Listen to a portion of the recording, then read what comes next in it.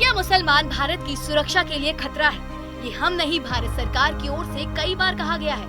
साल 2019 में नागरिक संशोधन बिल जब लाया गया तो उस दौरान भी कहा गया कि रोहिंग्या भारत में अवैध तरीके से दाखिल हुए हैं, लिहाजा वह कभी भी भारत की नागरिकता हासिल करने में सफल नहीं हो सकते। अब सवाल है कि रोहिंग्या को लेकर भारत सरकार की नीति क्या है और क्यों एक बार फिर से विवादों के घेरे में है। बीते दिनों 4 दिवसीय भारत दौरे पर आई बांग्लादेश की प्रधानमंत्री शेख हसीना ने रोहिंग्या को लेकर चिंता व्यक्त की। साथ ही उन्होंने इस समस्या से निपटने में भारत से मदद की उम्मीद जताई है। लेकिन सवाल है कि कैसी उम्मीद? क्या भारत उसे बसाने में मदद करेगा या रोहिंग्या समस्या से निपटने में कोई रास्ता निकालेगा? ये तो आने वाला वक्त ही बताएगा।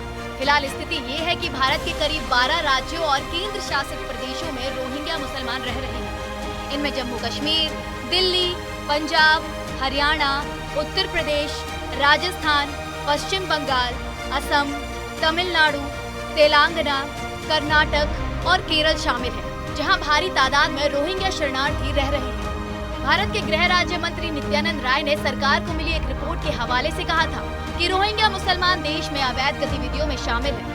ऐसे में भारत के लिए सबसे पहले मुश्किल यही है कि जब वह खुद रोहिंग्या समस्या से जूझ रहा है तो इस मामले में निपटने के लिए बांग्लादेश की मदद कैसे करेगा। अब सवाल है कि कौन है रोहिंग्या और क्यों इन्हें दर दर भटकने की नौबत आई। रोहिंग्या मुसलमान की कहानी म्यांमार में शुरू होती है। अंग्रेजों ने जब म्यांमार में हुकूमत करना शुरू किया उस दौरान म्यांमार बर्मा के नाम से जाना जाता था।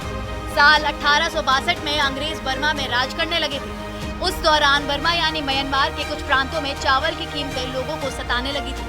इसलिए चावल की खेती को बढ़ावा देने के लिए बांग्लादेश, जो कि उस समय तब के भारत के पूर्वी हिस्से के तौर पर जाना जाता था, वहां से प्रवासियों को म्यांमार में बसाने का काम शुरू हुआ।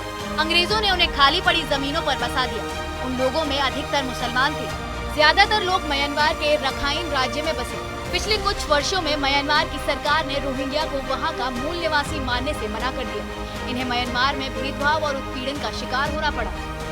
रोहिंग्या मुसलमान दावा करते हैं कि वह म्यांमार के मुस्लिमों के वंशज हैं, मगर म्यांमार इन्हें बांग्लादेशी घुसपैठिया बताता है। इस रिपोर्ट में फिलहाल इतना ही और ऐसी ही तमाम खबरों को जानने के लिए हमारे चैनल न्यूज़ इंडिया को सब्सक्राइब करें।